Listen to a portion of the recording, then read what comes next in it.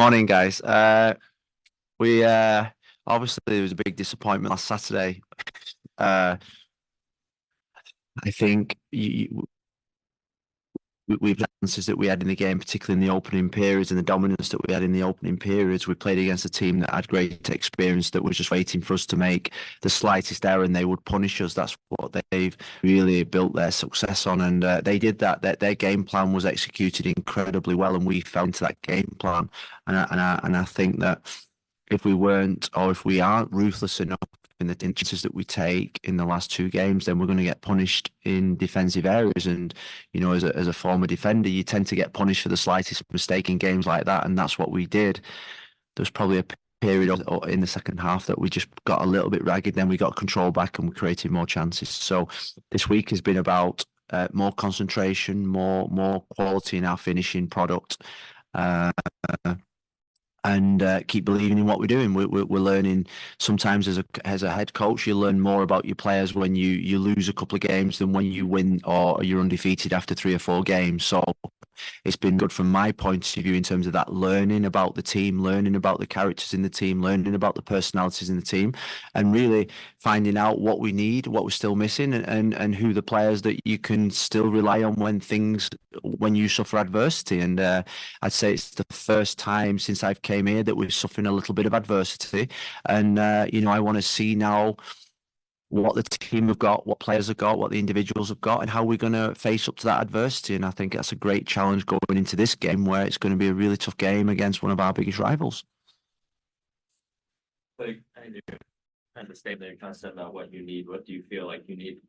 Well, I think when I came in here, when we haven't qualified for the playoffs for the last two seasons, and I think when I came here, we talked about leadership, we talked about personality, we talked about characters in the team, and I think now I want to see that. I want to see the personalities, the characters.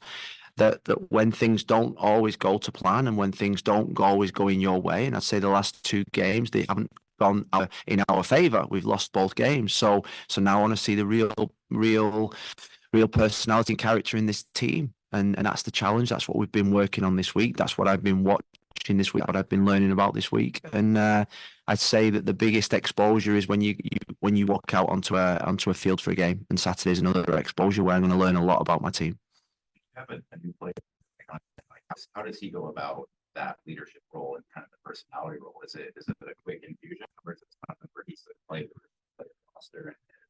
Yeah, well, I think I'd say that when you sign a DP, you've got to grab the team by the scruff of the neck straight away. I don't think there is an adaptation period because everybody's looking at him for that role, and he can't disappoint. What I would say is that he had three really big chances in the game, and he scored a brilliant goal last week. I came out the game thinking this player, this lad, is going to score lots of goals in this league because he creates chances for himself, and he's a really good finisher. I think the only adaptation for him is style of play. The language is going to be difficult for him in the first month or two.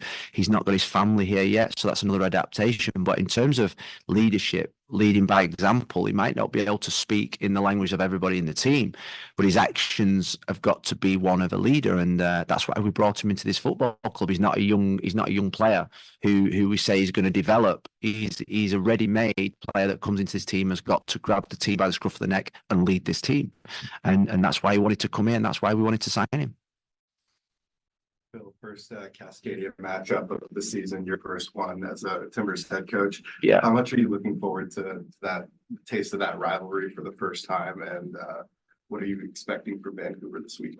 Yeah, well, my first sort of like meeting with the TA, the Timbers Army. There was one supporter said, as we can lose every game this season, but don't lose against Vancouver and Seattle. The Cascadia Cup, basically. And I know there was a tongue in cheek in that, but what it did do, it started to teach me about the importance of this mini competition that we're going to go into in the Cascadia Cup. So it's a really difficult game against a team that's really quite unique in their style. But they've had success in what they do, coached brilliantly. Set up really well, defensive structures really good, and so I'm hoping, and I think we're going to get a really good atmosphere up there. It's obviously a big open stadium in terms of the size of it. So I hope there's a really good atmosphere. We're going to have to be really intent in the way that we're going to go about it, and it's another test for us. Thank you, guys.